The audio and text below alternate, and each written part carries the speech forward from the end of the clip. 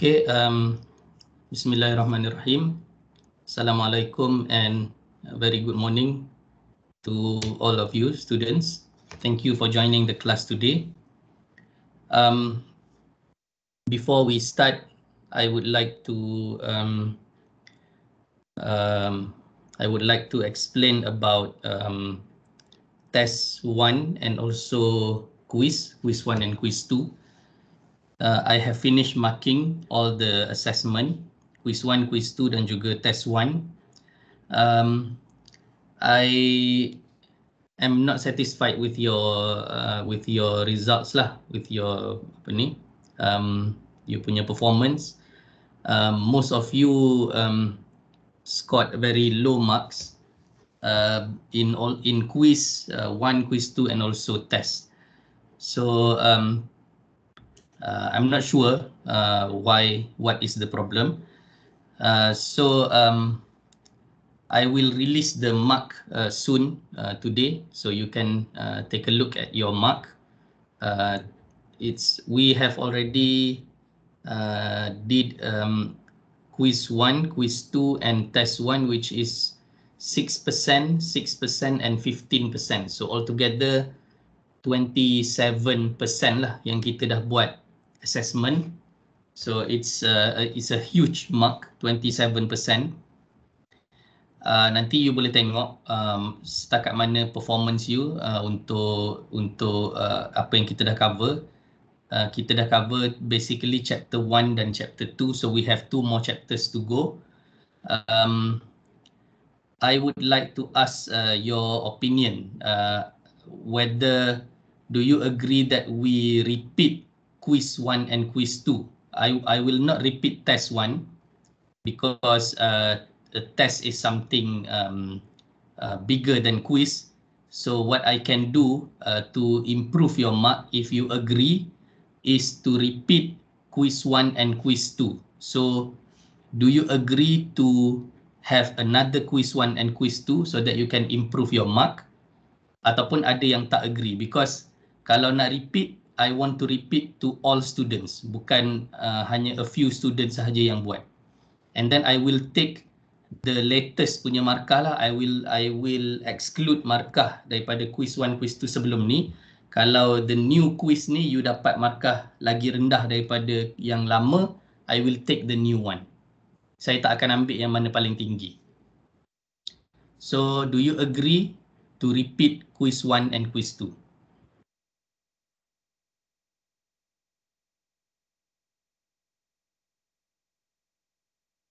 Anyone?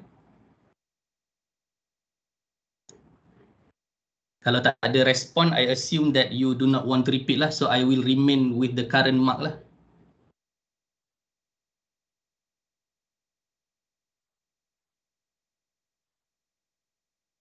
You dengar ke suara saya ni? Dengar, sir. Alright. So macam mana?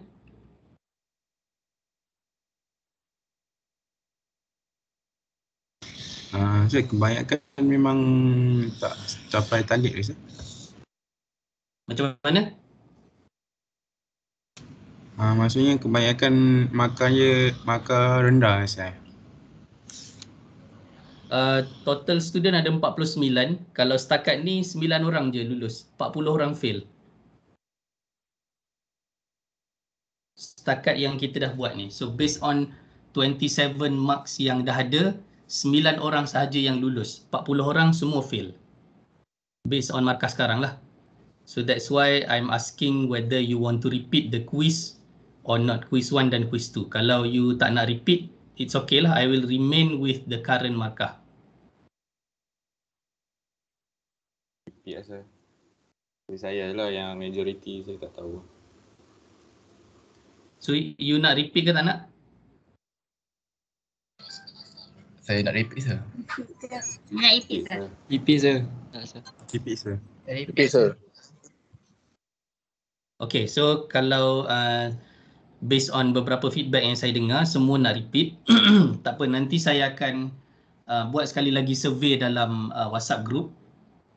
And then kalau you setuju untuk repeat, maybe kita akan buat dalam masa terdekat lah, sama ada next week. atau minggu selepas tu. Tapi in the meantime kita akan continue dengan kelas yang kita chapter 3 lah, which we have to cover starting from today. Okay, so kita agree setakat ini untuk repeat quiz 1 dan quiz 2. Bila tu saya akan maklumkan kemudian dalam masa terdekat. I will inform you 1 week before the quiz lah, before kita buat quiz tu saya akan maklumkan so that you can study dulu. Okay, so quiz 1, quiz 2 bukan markah dia bukan kecil Quiz 1 6%, quiz 2 6%. So dekat situ saja 12% you punya markah. Dia almost sama besar dengan test 1. Test 1 hari tu 15%. So I will not repeat test 1 again. I do not want to repeat test 1. But I would like to repeat quiz 1 and quiz 2 so that you can improve your mark. Okay, so let's now go to what we would like to cover today. So let me share my screen.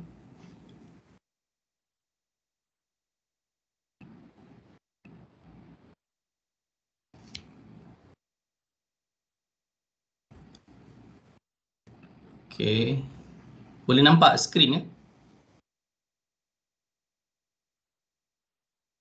Boleh saya. Boleh Boleh, sir. Boleh okay. Alright.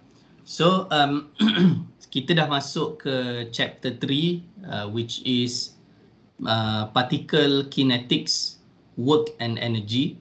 So untuk today's class we will cover work and kinetic energy. Okay, so in the end of this lesson, you should be able to understand about kinetic energy of a particle in motion, understand the force which is doing work and which force is not doing work. So ada on every object in motion, there are many forces acting on the object.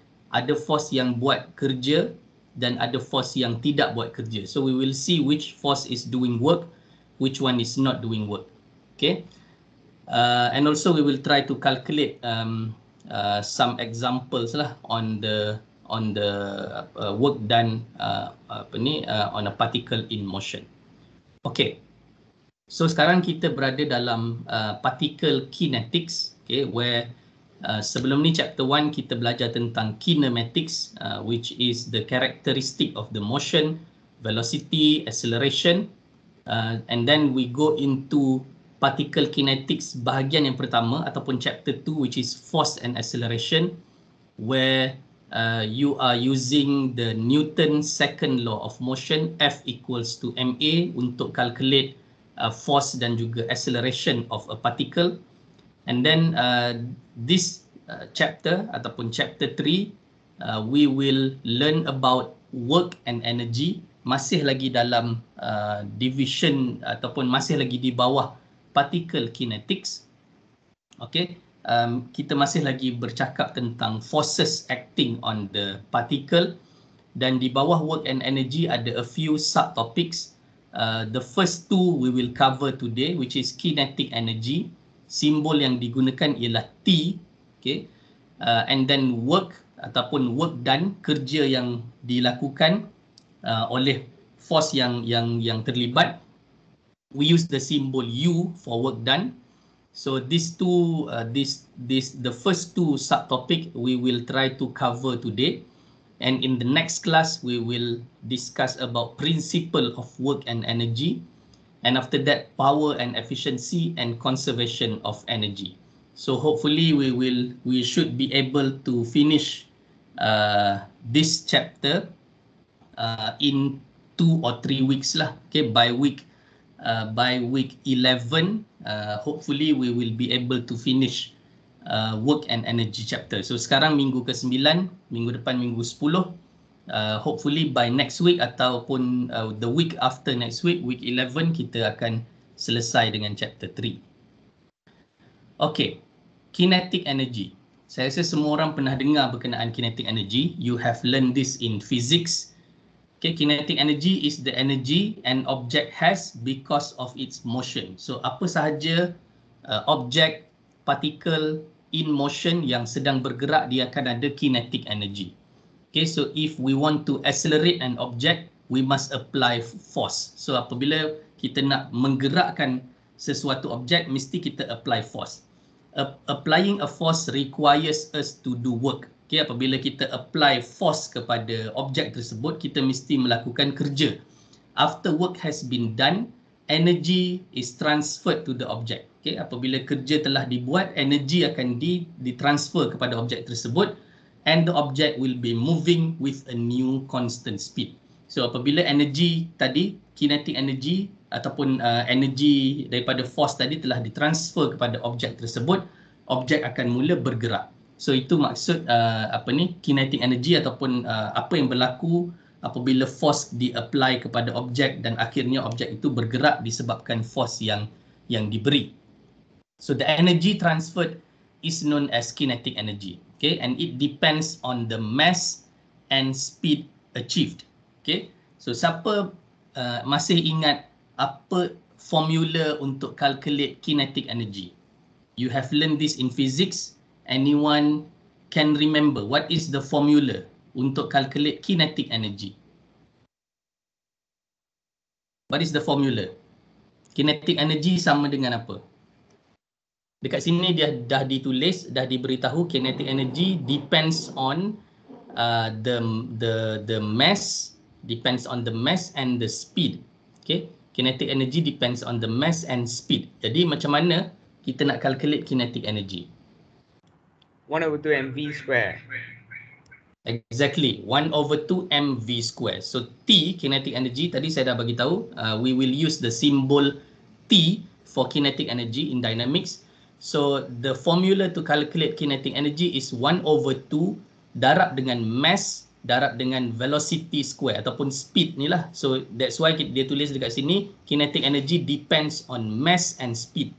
Okay, so 1/2 mv square. Ini formula untuk kita calculate kinetic energy. Unit for kinetic energy ataupun generally unit for all energy is joule. Okay, joule simbol dia J. And because of the velocity here is squared, velocity here dikuasa 2 kan, so, therefore kinetic energy will always be positive.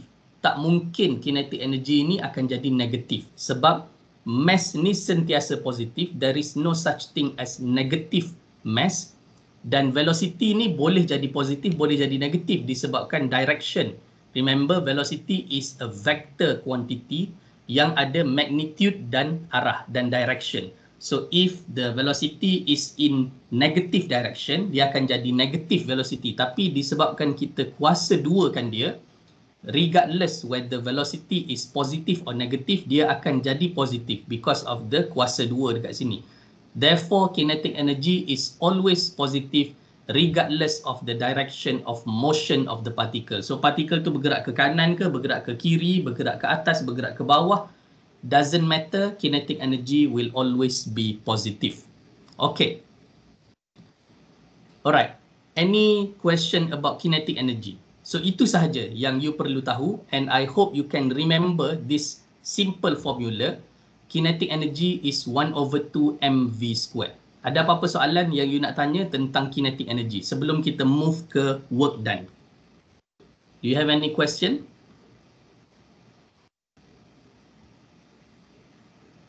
Okay. So if there's no question, I will move on to work done. Okay.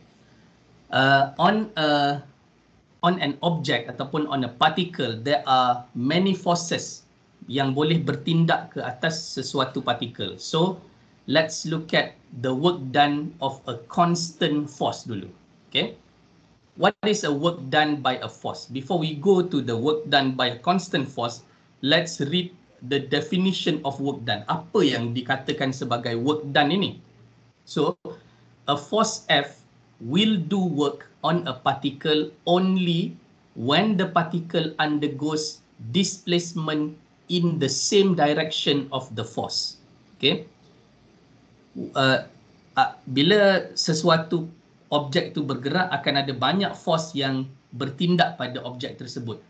Dan force mana yang melakukan kerja, force mana is doing work, is the force yang arah dia sama arah dengan arah displacement of the object. So kalau objek tu bergerak ke kanan, hanya force yang bertindak ke arah kanan sahaja yang melakukan kerja. Force yang bertindak ke bawah, force yang bertindak ke atas tidak melakukan kerja. Do you understand? So let's see this box here, the green box here. When we draw free body diagram, akan ada weight of the box pointing down. Dan box ini berada di atas satu surface. So bila ada contact dengan ground, bila any object yang ada contact dengan ground, dia akan ada normal force. Dekat sini kita tulis sebagai NA, normal force. Okay. Dan ada satu force F yang menolak box ini, menyebabkan box ini bergerak ke kanan. Okay. So because of the force F pushing the box will travel to the right. Okay, dia travel to the right.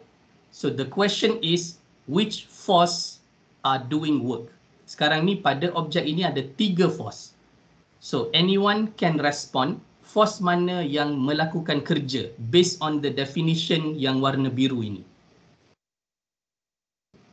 F. Can anyone tell me?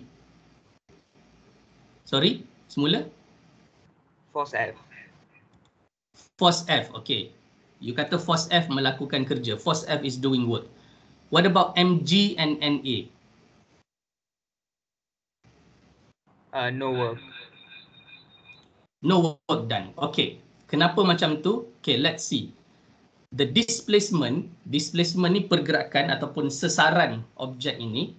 Objek ini telah bergerak sejauh delta S. So delta S ni can be any number lah, maybe 2 meters, 5 meters and so on. So because of the force F applied to the box has traveled delta S. Okay. So work done by force F, kita boleh calculate simple sahaja. The force darab dengan displacement di arah dia. So in this case, force F is applied to the right and the box travel to the right, delta S. So UF ataupun work done by the force F is equal to the force F darab dengan delta S. Okay, this is the formula. Simple saja. Force darab displacement. Work done ialah force darab displacement. So you have to remember that. Okay. Unit of work tadi sama dengan unit of energy which is joule. So in this case, mg and na is not doing work. Why? Because the object is not travelling in the y-axis. Dia tidak bergerak ke atas atau ke bawah. So these two forces here is not doing any work. The only force yang buat kerja dalam case ni untuk objek ni bergerak from position 1 ke position 2 ialah the force F. Okay, so macam mana nak calculate work done by force F is using this formula. UF sama dengan force darab displacement. Okay, that is the work done of a constant force. Now let's look at work done of a variable force. Tadi force tu constant, maksudnya force tu daripada awal sampai akhir yang di-apply sama. Let's say F sama dengan 100 Newton. Initially F equals to 100 Newton sampai ke station yang kedua pun F masih sama dengan 100 Newton. There is no change. There is a case where the force is changing with respect to the distance, for example, okay, ataupun with respect to time. So force tu semakin bertambah apabila masa semakin bertambah, ataupun force semakin bertambah apabila jarak semakin bertambah. Ada case seperti itu kita panggil sebagai variable force. Okay, so in the case of variable force, okay, dalam case ni saya tunjukkan contoh satu partikel bergerak dalam a curvy linear path yang curve macam ni. Okay, so ini position yang pertama dan ini ialah position yang kedua, S2. Okay, so if F varies with respect to S, kalau you tengok dekat sini, force ni dia semakin meningkat. Okay, dalam semakin meningkat, S1 dia let's say value dia 10, bila S2 dia meningkat sehingga maybe 50 for example. Okay, so ini force vary with respect to S. In this case, we have to use integration untuk solve untuk dapatkan work done by the force. Okay, so UF 1 to 2 maksud dia work done by force untuk bergerak dari position 1 ke position 2 ialah integration daripada lower limit of the integration is position yang pertama. So kalau position pertama ni kosong, daripada kosong lah. Kalau position yang pertama ni dia start daripada 2 meters for example, so you have to use 2 down there. And S2 ialah position yang terakhir dia, di mana dia berhenti. So kalau dia berhenti pada 10 meters, so S2 ialah 10. Dan dekat sini dia punya the function is F cos theta. Okay, kalau you tengok kat sini, F bertindak pada angle di sini ke atas, tapi yang kita ambil dalam equation ini hanyalah F cos theta yang bertindak ke sini. Okay, now the question arise, why F sin theta is not considered? Anyone can answer. Bila F bertindak ke sini, kita boleh pecahkan F ni kepada 2 component. So satu F cos theta ke sana, satu lagi ialah F sin theta ke sini, ke arah sini. So basically there is another component of force which is F sin theta in this direction. So why, the question is why F sin theta is not considered in this equation? Kenapa? Anyone can tell me? Kenapa dalam formula ini hanya F cos theta yang kita tulis? Kenapa kita tak tulis F sin theta? Anyone?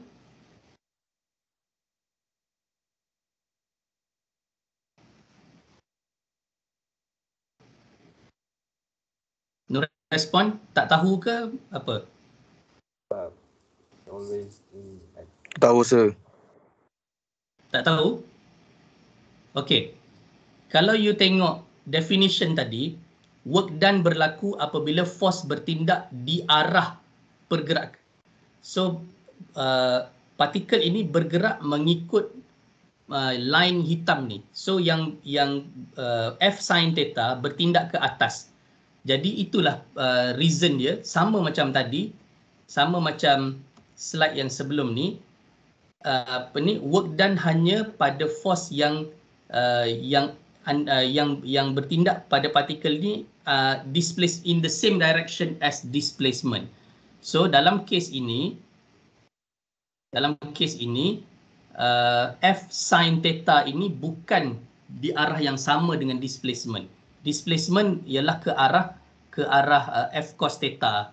Setiap masa displacement ialah ke arah F cos theta. So that is why F sin theta is not considered. Okay. Alright. Next ialah work done of a weight. Okay, tadi weight tidak menjalankan kerja sebab objek tersebut bergerak ke kanan sahaja. So dalam kes apabila objek tersebut bergerak dari atas ke bawah, for example, macam contoh yang saya buat ni, okay, pergerakan objek tu daripada atas dia jatuh ke bawah ataupun dia turun ke bawah, ataupun dari bawah dia naik ke atas. So apabila ada perubahan tinggi, perubahan height ataupun delta Y, kita panggil sebagai delta Y. Ini ialah the change of height lah, ada perubahan kedudukan dari sudut Y axis, dan kita boleh calculate work done by weight. So kita tulis sebagai UW.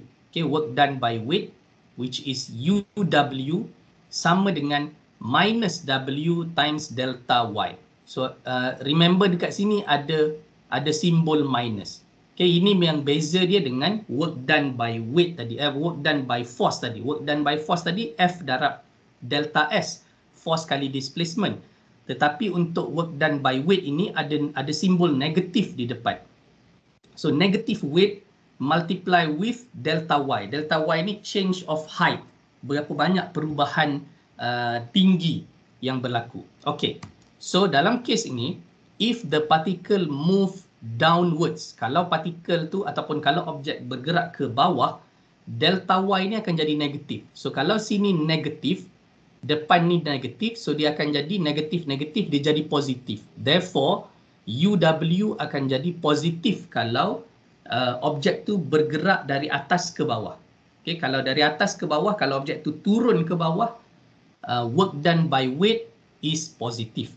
Kalau objek tu bergerak ke atas, delta Y ni jadi positif. Delta Y ni jadi positif, so positif dan negatif dia kekal sebagai negatif. So UW akan jadi negatif kalau objek tu naik atas. Kalau objek turun ke bawah, UW akan jadi positif. Okay. So far kita dah tengok 3 jenis work done. Yang pertama work done by constant force. Yang kedua work done by variable force. Dan yang ketiga work done by weight. Okay. Seterusnya kita tengok work done by a spring. Okay. So spring ni, kalau keadaan biasa, spring ni ialah berada pada keadaan kita panggil sebagai unstretched. Okay, dia tidak dikompres dan dia tidak di-stretch. Dia berada pada panjang yang asal. Spring ni berada pada panjang yang asal. So pada keadaan ini, spring force Fs ni ialah spring force. So spring force sama dengan kosong lah. Kalau spring tu tidak diganggu, tak ada orang tekan dia, tak ada orang tarik dia, spring force sama dengan kosong. So apabila spring dikompres, okay, compression ni berapa banyak dia kompres ialah, contohnya kita tulis sebagai S1. Okay, kita tulis sebagai S1. So apabila spring dikompres, spring force akan jadi minus K kali S1. K ni apa? K ialah spring constant. K ialah spring constant. So dalam soalan nanti, value K ni akan diberi. So dia akan bagi K sama dengan 100 Newton per meter contohnya. Okay, so itu merupakan spring constant. Dia akan tulis di situ, the spring has a spring constant of K sama dengan berapa-berapa. Okay, itu maksud dia spring constant. Okay. And then kalau spring ni ditarik, stretch, sama juga stretch length dia katakan S2. So dia punya spring force akan jadi minus K kali S2. So apa formula untuk kita calculate work done by spring? Ialah US, okay, U ni work done, S ni menunjukkan work done by spring, sama dengan 1/2 K, K ialah constant, spring constant, multiplied with S2 square minus S1 square. Okay. Very important to know what is S2 and S1. Okay. Dekat sini, kalau spring tu kita compress, katakan panjang asal spring ni ialah 1 meter. Dan kita compress spring tu sehingga spring jadi 0.4 meter. So 0.4 meter panjang ni bukan S1. S1 sebenarnya ialah 0.6 meter yang di sebelah sini. This is not S1. Ini ialah length of the spring after compression, ataupun saya tulis kat sini Lcom. Lcom ni maksudnya panjang spring setelah dikompres. Yang ini panjang asal spring, L spring. So S1 ialah L spring tolak L compress. Okay, panjang spring ini tolak panjang spring selepas compression. Itu maksud dia S1. So S1 ni di sebelah sini, bukan di sebelah yang ni. So kalau you tengok ni L spring tolak L com, kita dapat S1 di sinilah. Okay, so S1 ni berapa banyak spring tu ditolak. Tapi bukan panjang dia, bukan panjang spring, tapi berapa banyak dia ditekan. Itu maksud S1. So sama juga dengan apabila spring ini di stretch, yang ini merupakan L stretch. Okay, panjang spring selepas dia ditarik. So S2 di sini ialah L stretch tolak L spring. Okay, L stretch tolak L spring. Bukan panjang semua ni. Katalah L spring ni 1 meter, panjang semua ni 1.5 meter. Bukan S2 tu 1.5. Bukan. S2 ialah 1.5 tolak 1 meter. Tolak panjang asal. So you dapat 0.5 sebenarnya. Value of S2. So ini S1 dan S2 ni sangat banyak mistake yang students buat. when you calculate S1 and S2. So please be extra careful. Please, you have to understand that S2 and S1 is not spring punya panjang, tapi berapa banyak dia di compress atau berapa banyak dia ditarik, di stretch. Okay, that is the meaning of S1 and S2. Okay. So that's all yang work done yang ada, yang saya dah kongsikan, iaitu work done by constant force, work done by variable force, work done by weight, dan juga work done by spring. So do you have any question before we proceed with a few tutorials lah? Do you have any question? No, sir. Okay, so kalau tak ada soalan, I want you to do this. Okay, I will give you 2 minutes to try answer this, and then I will saya akan panggil nama untuk you bagi jawapan lah. Okay, so determine kinetic energy of this box here. Mass dia 10 kg. So berapa kinetic energy of this box right now? Dia tengah turun satu angle surface ni, inclined surface, dia tengah turun ke bawah dengan velocity 2 meter per second. Mass is 10 kg. So what is the kinetic energy? So I give you 1 or 2 minutes, and then I will pick a name untuk you bagi jawapan.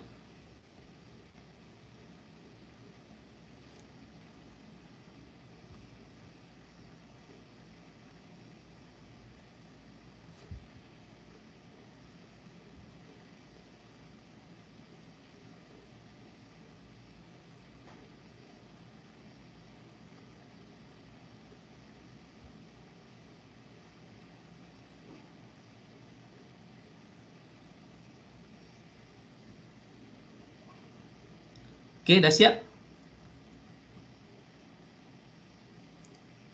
Alright, so saya akan panggil nama Muhammad Hazim. Ada? What is the answer? Muhammad Hazim bin Mat Desa. Yes, sir. Tengah kira.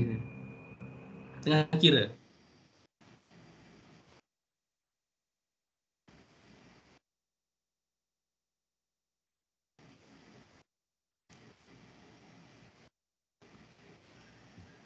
Okay, masih ingat lagi what is the formula untuk calculate kinetic energy tadi?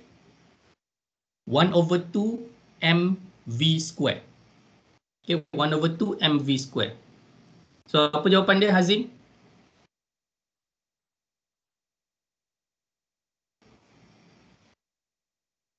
20 ke, sir? 20. Let's see the answer. Okay, 20 joule. Very good. So kinetic energy in this case is 1/2 darab 10 kg darab 2 square. Okay, 2 is the velocity lah, 2 square. So you dapat 20 joule. Okay, good, Hazim. Okay, next kita ada this particle ataupun this box here.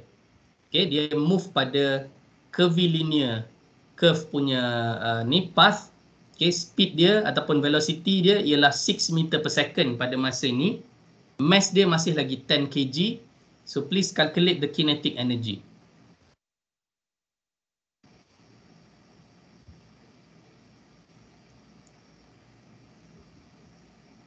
Saya nak tanya Nur Alia binti Zainal. Can you give me the answer? Okey, sir. Sekejap kira. Kira dulu.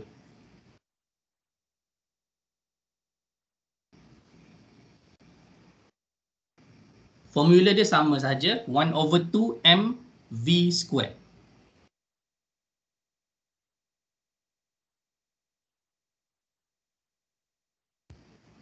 $180 joule. 180 joule. Okay, let's see. Yes, okay. Very good, Alia. T sama dengan 1/2 times 10 kg times 6 square. Okay, 6 meter per second ni 6 square, so 180 joule. Okay, good. So itu kinetic energy. Simple saja untuk calculate kinetic energy. What you need to remember is T sama dengan 1/2 mv square. Okey, sekarang kita nak calculate work done. Okey, tadi kita dah belajar ada 4 jenis work done. Work done by constant force, work done by variable force, work done by weight and work done by spring. Okay, so sekarang ni kalau you tengok dia tulis 500 Newton. Okay, so this is a constant force lah. Force ni constant 500 Newton and the box move 2 meter daripada position pertama ke position kedua sejauh 2 meter. So kita nak calculate sekarang ni work done by constant force, iaitu force darab displacement. So please try to calculate what is the work done here by this 500 Newton force. Okay, saya akan pick a name. Let's see, Marimutu Selvam, are you here? Yes, sir, hold on. Alright. So try to calculate this first. 500 Newton force, tapi it's not a straight it's not a straight force, it's an angle.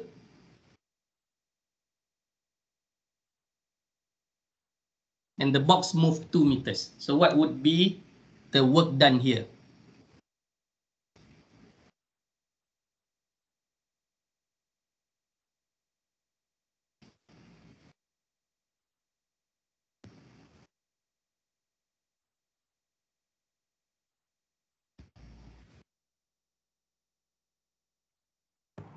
So is it 600?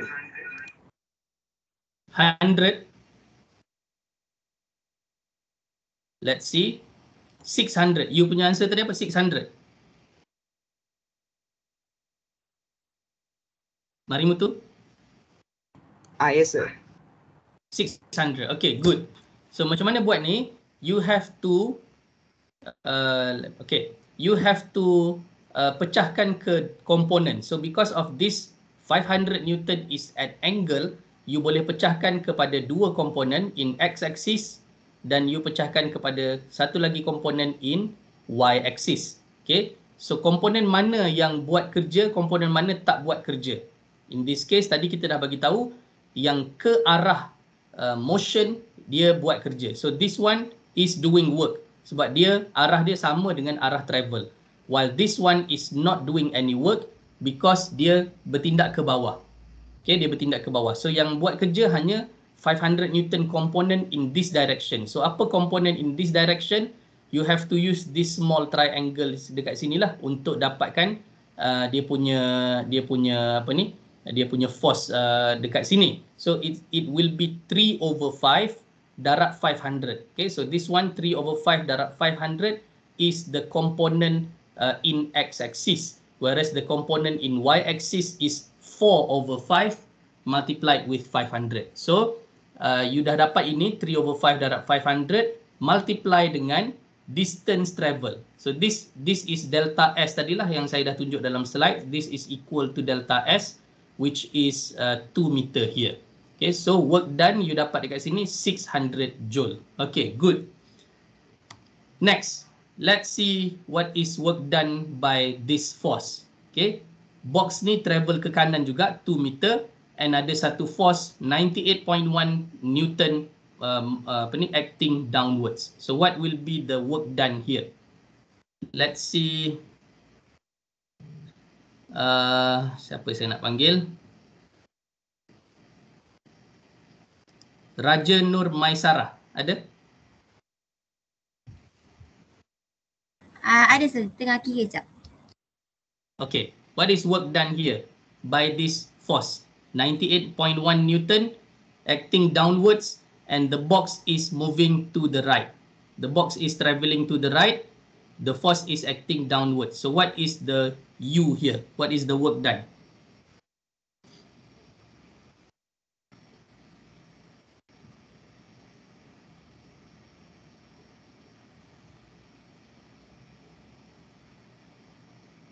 Dah ke belum?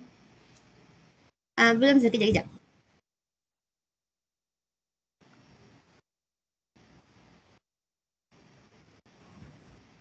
196.2.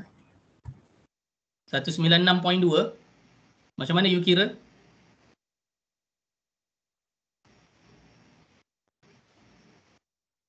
Raja Maisarah, can you explain macam mana you kira? 98.1 darab dengan 2. Okay, kenapa you 98.1 darab dengan 2?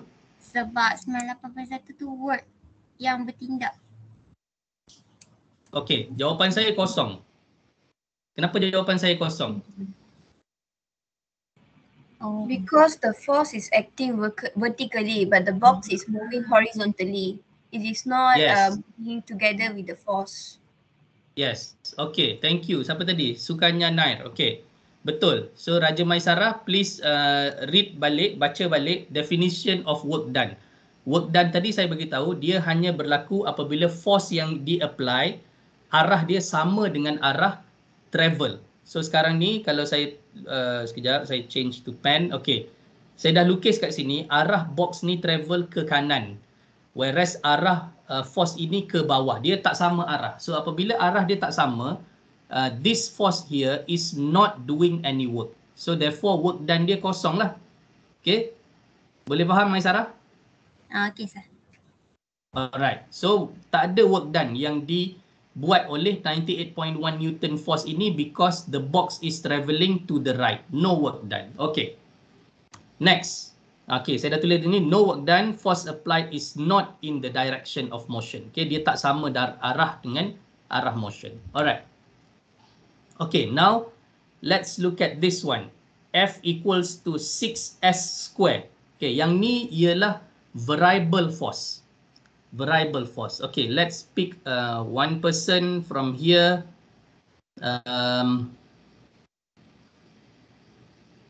Chia Zhifeng.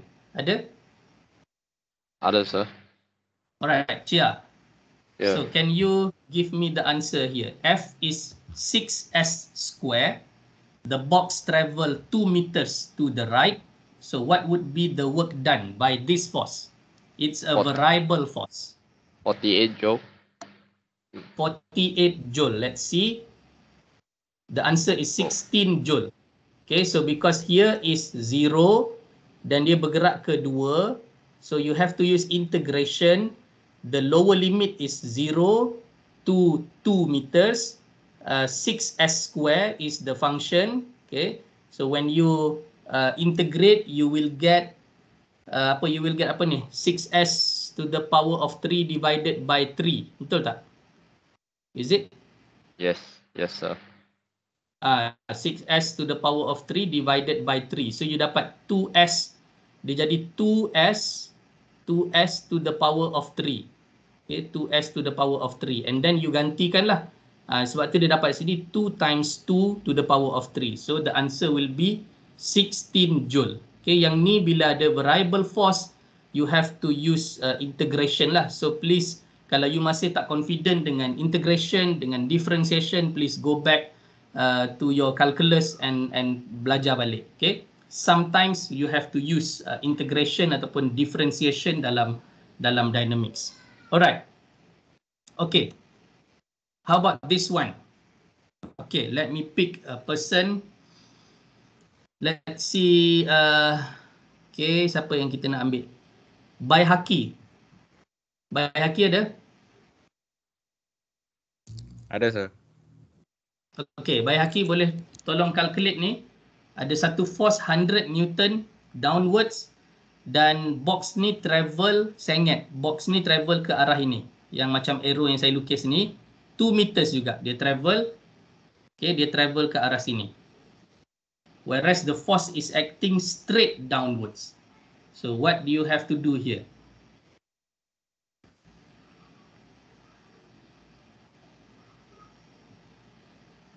So kalau you tengok force ni tak sama dengan arah travel, first thing first is you have to resolve into component lah. You kena pecahkan dia kepada komponen. Okay. Satu komponen of 100 Newton will be pointing that way.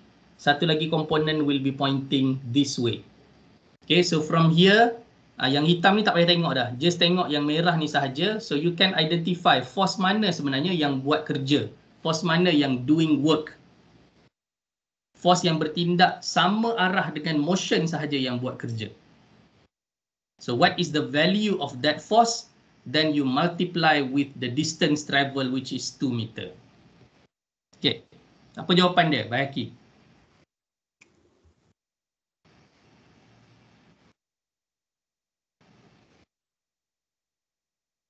160. 160. 50. 50. 120 jawapan dia. Okay, so force yang sebelah sini ialah 3/5. 3/5 darab 100 Newton. Okay, ini 3/5. You guna 4/5 ke? Yes, sir. So you kena check balik trigonometry, mungkin you salah ambil angle lah tadi. So on this pointing downwards is 3/5. 3/5 darab 100 is this component. Komponen ke bawah ni sebenarnya 4/5 darab 100. So 3/5 darab 100 and then darab 2 meters, you akan dapat 120 joule. Okay, so ini dia punya work done by this force here. Okay. Ada apa-apa soalan about work done?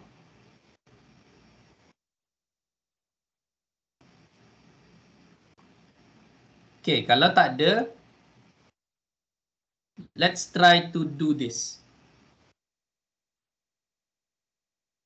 Okay, try to calculate this. The 20 kg crate is subjected to a force having constant direction and magnitude. Okay, so ada force F ni 100 Newton, constant direction, constant magnitude.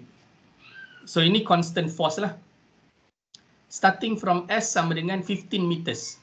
The crate is moving to the right until S2 sama dengan 25 meters. So berapa jarak dia travel? Jarak dia travel ialah 10 meters. Okay. S1 15, S2 25. So jarak sebenar travel ialah 25 tolak 15, 10 meters dia travel.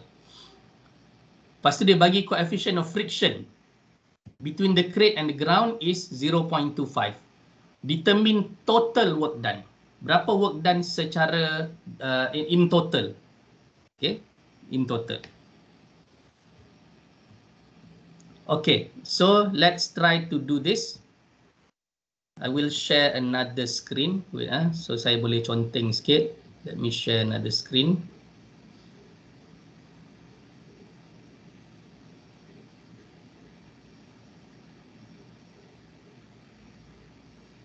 Can you see my screen? Apa yang you nampak sekarang?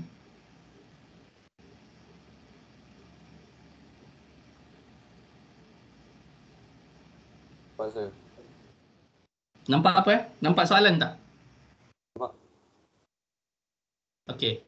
Saya tak nampak. Siapa saya tak nampak? Okay, so try calculate first.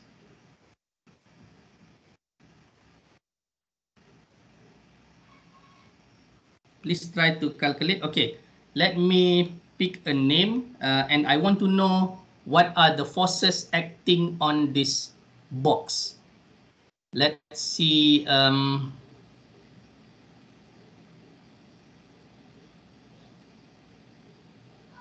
Nurul Hana. Ada Nurul Hana binti Mat Fuzi. Are you here? Ada sir. Okay.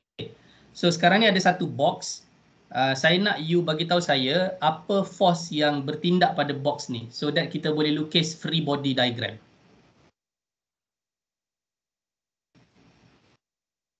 Yang pertama sekali, apa force yang bertindak pada box ni?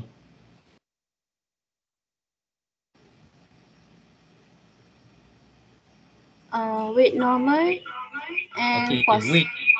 Okay, so ada satu weight. Okay, ada satu weight bertindak macam ni. Okay, ini ialah mg, right? Boleh nampak ke saya punya screen ni? Sebab saya tak nampak. You nampak ke? Nampak sir. Nampak saya tengah tulis ni, nampak Okay, and then ada satu normal force. Kita tulis sebagai NA. Alright, lepas tu tadi dia kata ada force F ni lah. Force F kita boleh lukis dari sini. Okay, ini force F. Alright. Ada lagi tak force lain? Friction, sir. Friction. Friction, yes. Exactly, ada friction. So, apabila box ni bergerak ke kanan, friction will be acting to the left. Okay, so kita tahu friction akan bertindak ke kiri. So, this will be friction, saya tulis sebagai FR. Okay, so in total kita ada 4 force bertindak pada box ini. Okay, untuk kita calculate work done, kita mesti tahu force mana buat kerja, force mana yang tak buat kerja. Okay, let me pick a name. Shasha Atifah ada. Can you tell me which force is doing work, which one is not doing work? Shasha Atifah ada tak?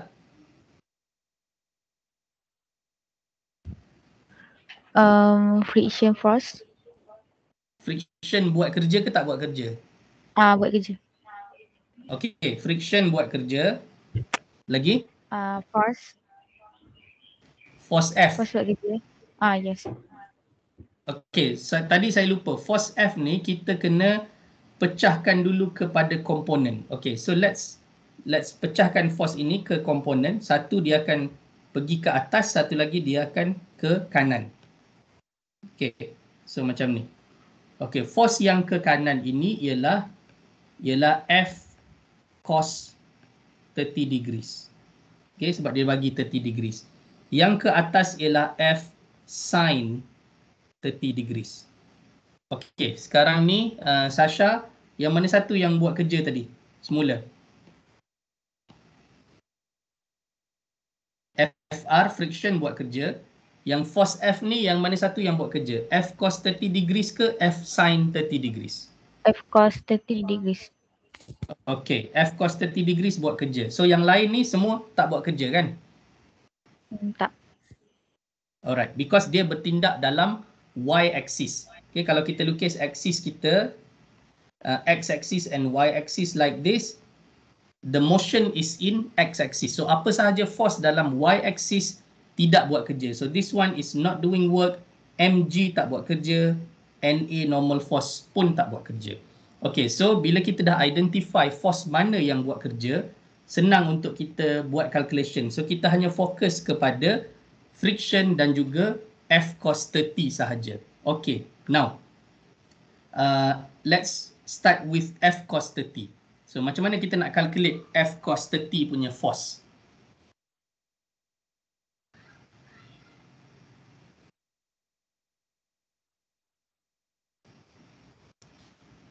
Okay, saya ambil, saya pick a name. Muhammad Khairil Fahmi, ada? Ada, sir. Okay, boleh tolong saya calculate force F cos 30 ni? UF, saya tulis sebagai UF lah. UF sama dengan apa?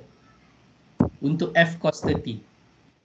F times displacement. F cos 30 lah. Kan? Okay, F cos 30 times displacement. Displacement dia berapa? 10. Okay, times 10. Okay, F ni kita tahu 100. So dekat 100. sini you boleh replace 100 dekat sini. Okay, so 100 cos 30 times 100. Berapa kita dapat UF?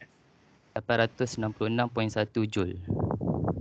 866.1 joule. 866.1 joule. Okay, good.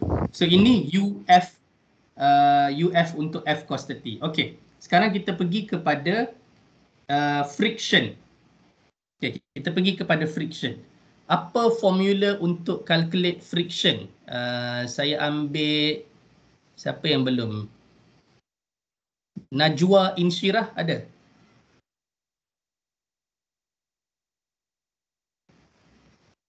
Najwa Insyirah ada tak?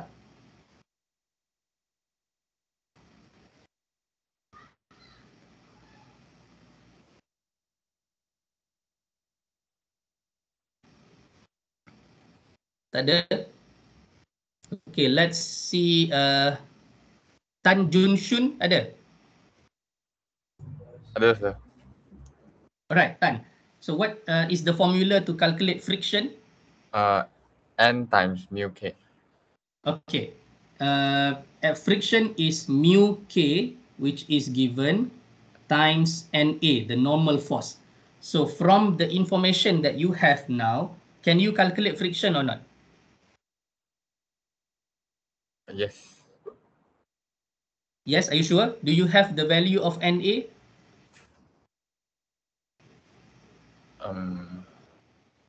You can calculate from mg, right, sir?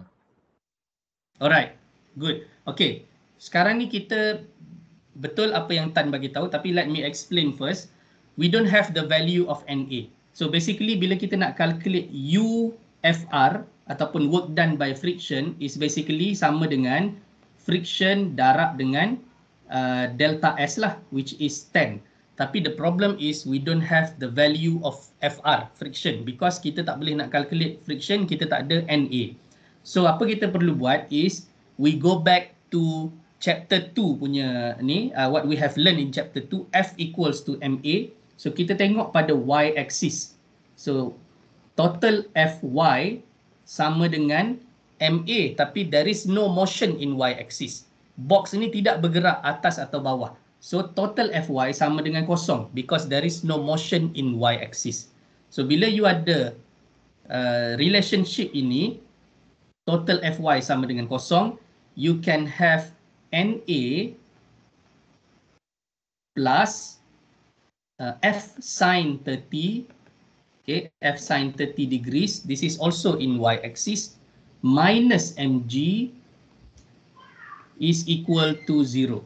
Okay, minus mg is equal to 0. So from this, you can get what is the value of NA. Okay, so NA is simply mg minus F sin 30. Okay, so what is the value of NA dekat sini? Mg, M berapa tadi? 20 times 9.81 minus 100 times sin 30 degrees. Okay, so kita dapat NA is equal to 146.2 Newton. Okay, 146.2 Newton. Okay, so from here, terus kita boleh calculate friction punya force, which is, saya balik ke atas ni, friction therefore is equal to 0.25 times 146.2. Okay, so ini darab dengan 0.25, we have 36.55. Okay, so friction, let me bring this down. Friction is then 36.55 Newton. Okay, ini saya bawa atas sikit. Okay. Okay, so yang tinggal untuk kita calculate ialah the work done by friction force. Okay, so work done by friction force is then sama dengan 36.55 ini darab dengan 10 lah, multiply with 10.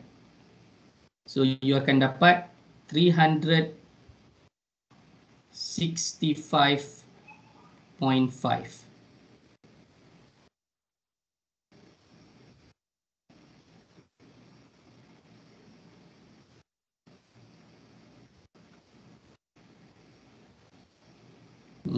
Wait. I think it should be negative. Work done by friction ni should be negative. Because friction ni dia is acting to the left. So friction ni I think should be negative 36.55. So depan ni akan jadi negatif. So in the end dia akan jadi minus 365.5 Newton. So minus 365.5 Newton is the friction force, is the work done by friction force. So bila you total work done, dia akan jadi, so U1 to 2, normally total work done ni kita tulis sebagai U1 to 2 sebab untuk bergerak daripada position 1 ke position 2 is then 866.1 minus 365.5. Okay.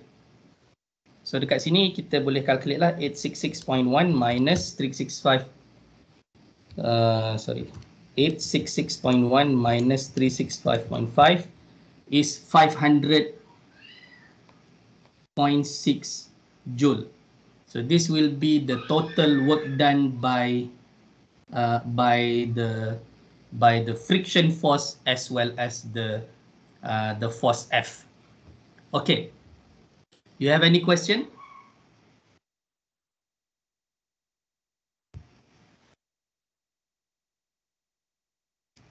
Sure.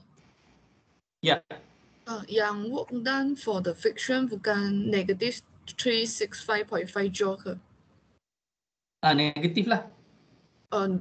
Joule yang unit tu. Sorry. I put Newton Yeah. Yeah, okay. So this one should be joule sorry. Okay, thank you, Thank sir. you for pointing that out. So this one is joule. UFR is minus 365.5 joule. Okay, work done is not Newton, is in joule. Thank you. Okay. Do you have any more question? I would like to show one more example before we end the class today.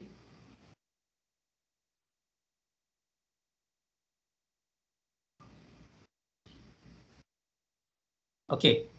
Kalau tak ada soalan, let's go to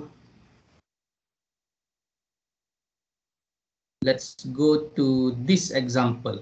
Okay. Can you see my screen? Boleh nampak example yang ada spring. I would like to show an example with a spring. Boleh Okay. Okay, so let's read the question. The spring is placed between the wall and 10 kg block. Okay, 10 kg block. The block is subjected to a force of 500 Newton. The block travels to S equal to 0.5 meter. So dekat sini kita dah dapat tahu delta S ataupun distance travel is 0.5 meter. When S equals to 0, okay, pada asalnya when S equal to 0, the block is at rest.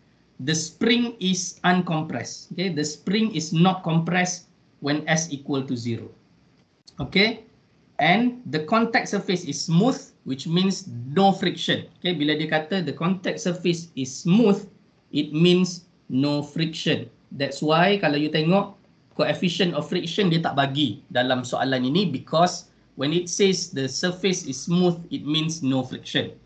Determine the work done. Okay, so let's draw the free body diagram dulu. Okay, let's draw the free body diagram. I want Zurin Nishabila. Can you tell me what are the forces acting on the box? Zurin ada tak? Ada, sir. Okay, apa force yang bertindak pada box ini? 500N tu. 500 Newton, okay. Saya boleh bawa dia ke sini, let's say, okay, tak apa. 500 Newton force, okay. And then lagi? Normal force. Normal force di bawah, okay. mg. And mg, okay, good. Okay, so kita ada satu lagi mg pointing here. Okay, so this will be mg. Okay, so kita tengok 500 force ini dia pada angle. So again you boleh pecahkanlah kepada two components. Okay, satu component pointing this way and there will be another component pointing down here. Okay, and then ada angle given here. So you kena identify lah which one macam mana nak calculate this. So the first one is this angle. This one will be 3/5 times 500. Okay, ini yang pointing in x-axis. And then yang pointing downwards, yang pointing in y-axis, dia akan jadi 4/5 times 500. Alright. Okay. So I hope you already know lah macam mana nak dapatkan angle ni. Ada yang tak tahu tak untuk macam mana nak dapat angle ni? Let me move it. Okay. So kalau ada yang tak tahu, saya boleh tunjuk sikit. Basically kalau you tengok angle sini, let's say this is angle theta kan. So this angle theta is equal to this angle here. This angle here is also theta lah. Kalau you tengok trigonometry punya relationship memang macam tu. So untuk you cari angle theta, theta is equal to the opposite divided by cos theta. Cos theta is the opposite, sin theta is the opposite divided by hypotenuse. So sin theta will be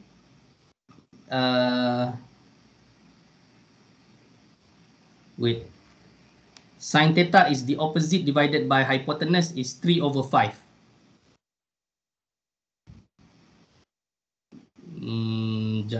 Is it correct?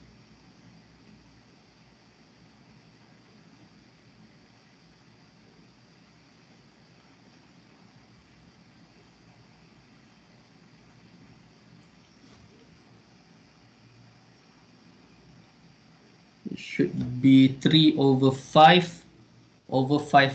times 500. Sekejap. Can you see my screen? Ke dah hilang? Dah hilang sir. Dah hilang? Sekejap Hilang sir. Mana?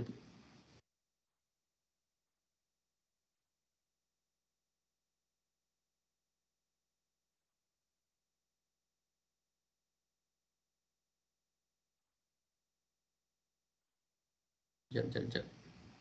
Macam mana dia hilang pula ni? Let me share again. Sekarang boleh nampak balik? Boleh. Okay. Boleh sir, boleh. Sekejap, mana saya nak zoom in balik. Okay. So, sini. Sini. This should be 4/, sorry. Padam. Okay. So, macam saya explain tadi, sin theta is the opposite over hypotenuse. So, sin theta yang sebelah bawah ini. So, sin is the opposite over hypotenuse, which means 3/5 is pointing down. Okay. Cos theta is yang sebelah dia, side over hypotenuse, which is 4/5. So 4/5 is over here. Okay, so 4/5 times 500 is pointing in the direction of motion to the right, and 3/5 times 500 is pointing downwards. Okay. So now let's identify which force is doing work, which one is not doing work. Okay. So yang mana yang buat work, yang mana tak buat work, tadi kita dah explain banyak kali. So you know that mg is not doing work, na is not doing work sebab dia motion dia hanya pada x-axis, and also we know that this force 3/5 times 500 is not doing work also. So yang buat kerja di sini hanyalah 4/5 times 500, and also the work done by spring. Nanti kita calculate work done by spring. Okay, so let me show very quickly the work done by the force UF. UF is equal to force darab dengan displacement delta S sama dengan 4/5 times 500. Okay, and then multiply with berapa dia punya move tadi, 0.5. Okay, 0.5 meter. So kita dapat UF is 4/5 times 500 times 0.5 ialah 200 joule. Okay, you akan dapat 200 joule. Okay, please calculate together with me. Okay, now let's look at the work done by spring. Okay, so sebelum kita kita tulis dulu dia punya formula. Okay, I want you to write the formula first so that you will understand. Sorry. Okay, let's write the formula. US work done by spring is equal to -1/2 times K spring constant, which is given here. Kalau you tengok di sini, spring constant is given as 500 Newton. Okay, and then multiply with S2 square minus S1 square. Okay, this is very important. S1 dengan S2 tu apa? Yang lain tu tak ada isu sebab you dah tahu K is given 500 Newton per meter. So kita nak tahu apa S2, apa S1. Okay. S1 is the initial. S1 ni ialah initial initial punya spring punya kalau dia compress, what is the initial compression punya tu, and then kalau dia stretch, what is the initial stretch punya length tu. Okay, tapi dia bagi tahu dekat sini, when S equal to 0, the block is at rest and the spring is uncompressed. So anyone can tell me what is S1? Kalau dia kata initially the spring is uncompressed, apa maksud dia? S1 sama dengan berapa in this case? 0. Anyone? 0, correct. Thank you. So bila dia kata initially spring itu tidak dikompres ataupun tidak di stretch, S1 ini sama dengan 0. Okey, sekarang kita nak tahu what is S2. What is S2? What do you think the value of S2? Mulanya dia tidak dikompres. So let's draw the spring kat sini. Mula-mula tak dikompres, and then bila dia travel S ini sama dengan 0.5, let's say here is equal to 0.5 meter. Okay, and then bila dia dah travel tu, kita boleh lukis the box is now at this location lah. The box is now at this location. Okay, this will be the box.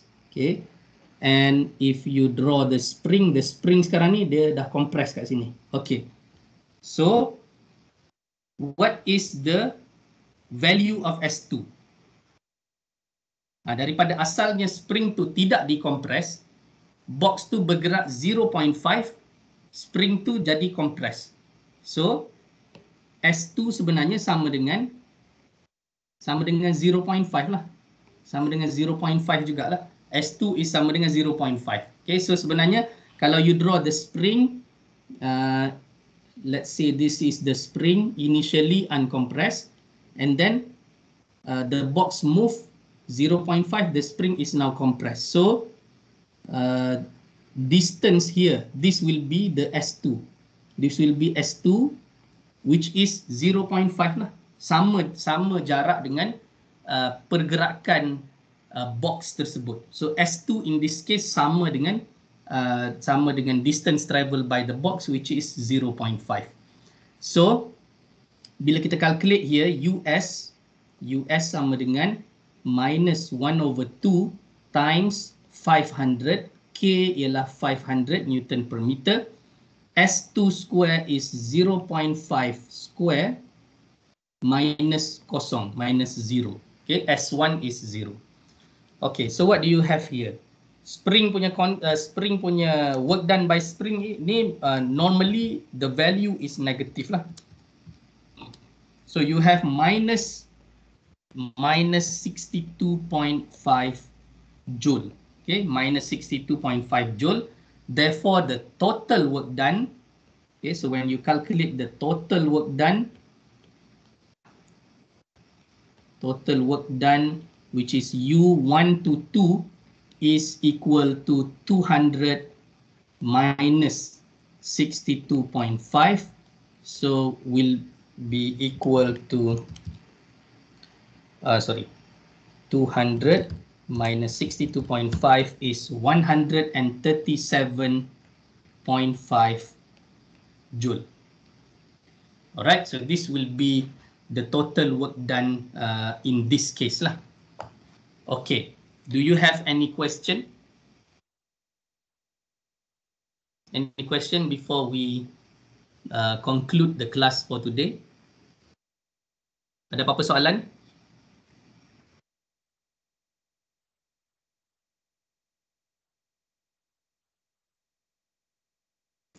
Okay, so if there is no more question, the class next week I am not in UMP, so tapi kita akan ada kelas secara online lah through Microsoft Teams. Okay, the reason why we use Microsoft Teams now is because Google Meet, UMP punya account Google Meet, we cannot record the Google Meet meeting anymore. Okay, because I'm not sure the subscription yang UMP subscribe dengan Google, so now we cannot record the Google Meet meeting, so that's why I moved to Microsoft Teams, which we can still record the Microsoft Teams. This video later I will share in YouTube and put in Kalam, so you can watch the video again, the explanation about kinetic energy and work done. So in the class next week, I will go into the principle of work and energy, where we will combine kinetic energy combined with the total work done to get what is the final kinetic energy, and that is called the principle of work and energy, and will be covered in the next class. So next week we will have fully online class lah. When Monday and also Wednesday we have fully online class, so hopefully we will cover principle of kinetic, principle of work and energy, as well as the power and efficiency on Wednesday. Okay, so if you don't have any more question, thank you for coming to class today. I will see you again next week. Assalamualaikum and have a good day.